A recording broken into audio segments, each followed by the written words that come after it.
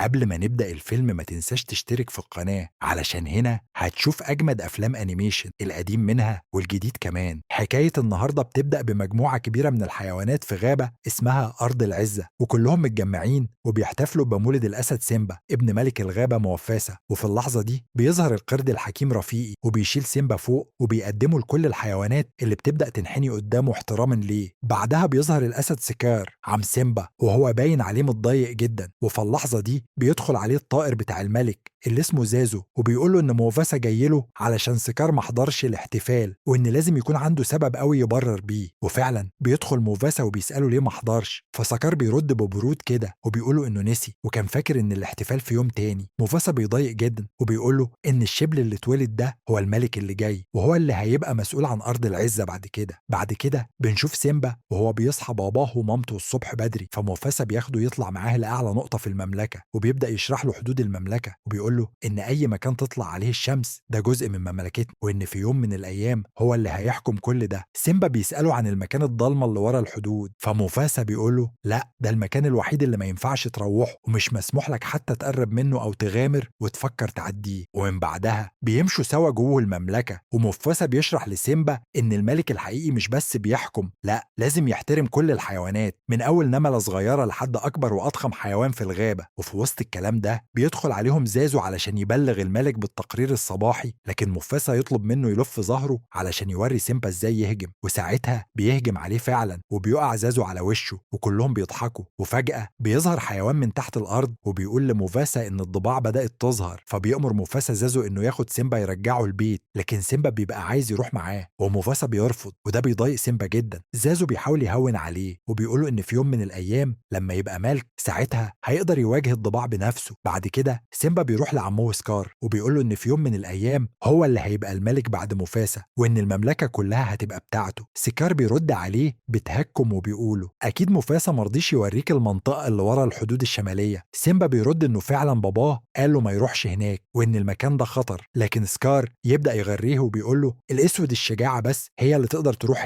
هناك مقبرة الفيلة، بس اوعى تقول لحد إن أنا قلت لك الكلام ده سر بيني وبينك. وفعلا بعدها بيروح سيمبا لمامته وهي قاعدة مع صاحبتها بتكون نالا وبيطلب من مامته ياخدها معاه علشان يطلعوا يلعبوا سوا، فبتوافق بشرط إنهم ياخدوا زازو معاهم. وفي الطريق بيقول سيمبا لنالا إنهم رايحين على مقبرة الأفيال بس لازم يتخلصوا من زازو الأول، وبيفضلوا يغنوا ويلعبوا وسط الحيوانات لحد ما وحيد قرن ضخم بيقع على زازو بالغلط، فبيستغلوا الفرصة ويهربوا على طول. ولما بيوصلوا لمقبرة الأفيال بيظهر زازو فجأة وبيقول لهم إنهم كده بيتصرفوا غلط والمكان ده خطر جدا، بس سيمبا بيرد عليه بثقة وبيقول له إنه أصلا بيحب المغامرات والمخاطر. وفجأة بتطلع لهم الضباع من وسط العظام وبيكونوا ناويين ياكلوهم. سيمبا ونالا بيجروا بأقصى سرعة والضباع تمسك زازو وبتجهز تطبخه، بس زازو بيقدر يهرب منهم في اللحظة الأخيرة وبيبدأوا الضباع يطاردوا سيمبا ونالا، لكن فجأة بيوصل موفاسا في الوقت المناسب وبينقذهم من وسط الضباع وبيقف قدامهم بكل قوة وبيأمرهم إنهم ما يقربوش من ابنه تاني وبيطلب من زازو يرجع نالا للبيت. وبعدها بيواجه سيمبا لوحدهم بيقول له بحزم أنا زعلان منك يا سيمبا، خيبت ظني وعرضت نفسك ونالا للخطر وكمان عصيت أوامري. سيمبا بيرد عليه وهو حاسس بالذنب أنا كنت بحاول أبقى شجاع زيك. موفاسا بيرد عليه بحنية ويقول له الشجاعة مش إنك تعمل أي حاجة خطيرة وخلاص، الشجاعة إنك تعرف إمتى تاخد موقف وإمتى تتراجع. وبيطلب منه يبص لفوق للنجوم وبيقول له الملوك اللي سبقونا كلهم فوق بيبصوا علينا من السماء ودايما موجودين علشان يهدونا وقت الشدة. وفي وسط النجوم بيقولوا موفاسا إن عليه دايما يفضل واثق إنهم موجودين فوق بيراقبوه وبيهدوه للطريق الصح ومهما حصل هو مش لوحده. ومن الناحية التانية بنشوف سكار وهو رايح للضباع وبيوزع لهم لحمة كتير كهدية وبيقولهم أنا عندي خطة لو نفذتوا اللي هقول عليه هتبقوا عايشين في عز ومش هتشوفوا جوع تاني، بس الأول لازم نتخلص من موفاسا. الضباع بتتحمس جدا وبيبدأوا تنفيذ خطتهم. بيروح سكار لسيمبا وبيقولوا إنه محضره له مفاجأة جامدة وبيطلب منه يستناه في مكان فاضي كده بعيد وبيسيبه هناك. وبعد شوية بتظهر الضباع لسيمبا وبيبدأوا يطاردوه وفجأة بيظهر قطيع كبير من الحيوانات بيجروا بجنون في اتجاهه وسيمبا بيحاول يجري ويهرب منهم. وسكار في اللحظة دي بيروح لموفاسا بسرعة وبيقوله إن سيمبا فيه خطر كبير ولازم ينقذه. موفاسا بيجري من غير تردد وبينجح فعلا إنه ينقذ سيمبا من وسط القطيع، لكن وهو بيحاول يطلع تاني بيقع من فوق صخرة وبيمسك بإيده في الحافة وبيندو على سكار علشان يساعده، لكن سكار بيقرب منه وبيبص له من غير رحمة ويقول له الوداع يا أخويا وبيضربه بإيده وبيوقعه من فوق الصخرة وسط القطيع اللي اللي بيدهسه ويموت موفاسة. سيمبا بيشوف كل حاجة وبيروح يجري ناحية جثة أبوه، بيحضنه وبيحاول يصحيه، لكن موفاسة ما بيردش عليه. وسكار بيمشي ناحيته وبيقعد جنبه ويقول له بنبرة ناعمة وغضارة في نفس الوقت: ده كان خطأك يا سيمبا، انت السبب في اللي حصل.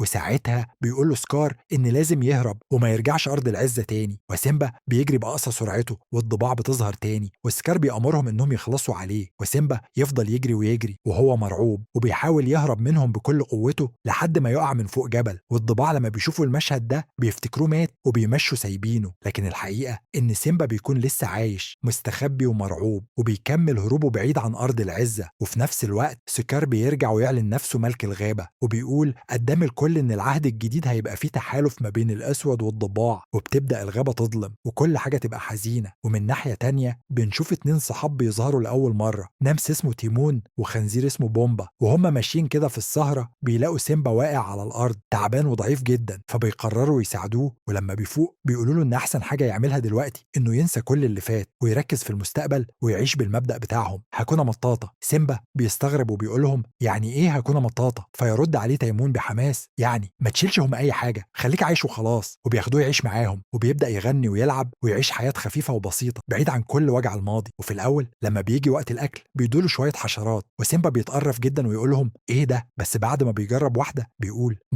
مش بطالة، وبيبدأ ياكل وبيعيش معاهم حياته كلها هزار وضحك وراحة لحد ما بيكبر وبيبقى أسد ضخم وقوي، لكن لسه عايش على مبدأ هاكونا مطاطا. وبعد ما شفنا حياة سيمبا الجديدة بنرجع لأرض العزة واللي حالها بقى صعب جدا، وبيظهر زازو اللي سكار كان حبسه في قفص ومخليه زي الراديو يغني له ليل ونهار. زازو كان بيغني بالعافية وسكار كان زهقان، ولما زازو جاب سيرة مفاسة سكار اتنرفز جدا وقال له يسكت. وفي اللحظة دي الضباع دخلوا عليه وكانوا جعانين ومتعصبين وبيقولوا له إن مفيش أكل خالص في أرض العزة وإن الحيوانات كلها بتموت من الجوع، لكن سكار ما اهتمش وبدل ما يديهم أكل طردهم ومشيهم. ونرجع تاني لسيمبا وهو قاعد في الغابة مع تيمون وبومبا بيبصوا على السماء، وفجأة بومبا سأل تيمون يا ترى النجوم دي إيه؟ فرد عليه تيمون بثقة غريبة وقال له دي ضباب منور لزق في السجادة الزرقاء الكبيرة اللي فوقنا دي. ضحكوا شوية وبعدين سيمبا قال رأيه وقالهم إن والده زمان قال له إن النجوم دي أرواح الملوك اللي فاتوا بيبصوا علينا من فوق. تيمون ما صدقش نفسه من الضحك وقعد يتريق عليه، وسيمبا اتضايق جدا وسابهم ومشي لوحده. وتاني يوم وهما بيتمشوا في الغابة فجأة ظهرت نالا وبتهجم على بومبا وكانت عايزة تصطاده، بس في اللحظة دي سيمبا اتدخل ودافع عنه واتخانق مع نالا. وفي وسط الخناقة الاتنين عرفوا بعض. نالا اتصدمت وقالت له انت سيمبا؟ قالها ايوه انا. فراحت نالا جدا وحضنته وقالت له ان الكل كان فاكر انه مات وان سكار كدب عليهم، وقالهم ان هو اللي حاول ينقذه ومفاسة مات وهو بيحاول ينقذ سيمبا. وعرفتوا ان ارض العزة بقت مدمرة مفيش اكل ولا مية وكل الحيوانات عايشة في عذاب تحت حكم سكار والضباع. وبعد ما الضباع رجعوا يعيشوا مع الاسود نالا حاولت تكلم سيمبا وقالت له انت لازم ترجع، انت الملك الحقيقي لارض العزة. بس سيمبا كان رافض وقال لها انت ما تعرفيش حاجة، انا مش هقدر ارجع، انا مش ملك. نالا زعلت ومشيت وسيمبا قعد لوحده حاسس بالذنب والتوهان. ولما الدنيا ليلت ظهر له القرد الحكيم رفيقي وقال له تعالى معايا يا سيمبا، انا عارف انت ابن مين وعارف مكان ابوك. سيمبا اتفاجئ وسأل ازاي؟ هو ابويا مات من زمان. قاله القرد ابوك لسه عايش جواك، ومسك ايده وجرى بيه ناحية بركة مية صغيرة وقاله بص جواها شوف نفسك. ولما سيمبا بص شاف انعكاس وشه اللي كان شبه موفاسة جدا. ساعتها قاله رفيقي ابوك جواك، افتكر انت مين، افتكر ابوك كان شايفك ازاي. وفجأة السما نورت وظهرت سحابة فيها شكل موفاسة وهو بيكلم سيمبا بصوت هادي وقوي يا سيمبا انت نسيتني، انا ابوك الملك الحقيقي، ارجع يا بني مكانك في ارض العزة، انت الملك دلوقتي. وبعد ما اختفى موفاسة قالوا رفيقي جملة ما تتنسيش، اي وجع في حياتنا يا اما نهرب منه يا اما نتعلم منه. وسيمبا سكتة شوية وفجأة قرر لا لازم ارجع، لازم اواجه سكار. وفعلا رجع سيمبا ولما وصل ارض العزة اتصدم، كل حاجة اتغيرت، مفيش لا خضرة ولا نور، كل حاجة بقت سودة ومخيفة. ونالا لما شافته اتبسطت جدا وفرحت انه رجع يواجه سكار وقررت تساعده. وتيمون وبومبا طبعا كانوا وراه وبدأوا خطتهم. تيمون وبومبا هيشغلوا الضباع علشان سيمبا يقدر يتسلل ويدخل القصر اللي فيه سكار، والضباع كانت واقفوا حوالين خيم سكار. وفجأة بيظهر سيمبا وبيشوف سكار وهو بيزعق وبيضرب امه. سيمبا بيجري عليها وبيطمنها، وساعتها امه بتتفاجئ وبتقول له سيمبا انت عايش. وبيقوم ناحية سكار وبيقول له بصوت حازم الملك الحقيقي رجع، اتنازل عن الحكم يا سكار. لكن سكار بيرفض وبيحاول بيحاول يستفزه وبيقول له قول للحيوانات انت السبب في موت موفاسا، انت اللي خليته يوقع. وبيحاول يعيد نفس اللي عمله زمان، يقذفه من فوق المنحدر، بس المرة دي سيمبا أقوى وبيمسكه وبيقول له بصوت عالي اعترف يا سكار، اعترف قدام الكل. وبالفعل سكار بيعترف قدام الحيوانات كلها انه هو السبب في موت الملك موفاسا. وفجأة المعركة الكبيرة بتبدأ، كل الحيوانات بتدخل، الأسود، الضباع، سيمبا، نالا، القرد رفيقي، وحتى تيمون وبومبا، والمعركة بتبقى مولعه نار والكل بيحارب بكل قوته. سكار بيحاول يهرب لكن سيمبا بيجري وراه وبيقدر يمسكه، بس بدل ما يقتله بيسيب الضباع اللي سكار نفسه كان بيغدر بيهم، وفعلا بينقضوا عليه وياكلوه. وبعد كده سيمبا بيرجع يرفع راسه للسماء وبيعلن رجوعه كملك لأرض العزة، وبنلاقي نالا جنبه وبتبدأ حياة جديدة، وبيخلفوا شبل صغير، وبيتجمع كل الحيوانات من تاني يحتفلوا بميلاده، والحياة بترجع تنور تاني في أرض العزة.